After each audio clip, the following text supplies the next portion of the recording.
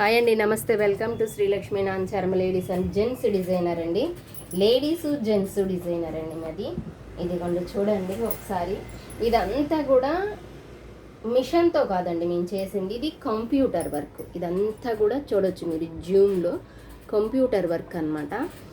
ఒక కస్టమర్కి మన షాప్లో ఇలా చేయించామన్నమాట. చూడొచ్చు, ఇదిగోండి ఇది ఇలా చూడొచ్చు మీరంతా. ఇది నాకు ఇట్లాగా హ్యాండ్కి వచ్చేసేసి ఇది ఉంచేసేసి పట్టు అంచు ఉంచేసేసి ఇలా చిన్నగా హ్యాండ్కి ఇలా చేసామన్నమాట.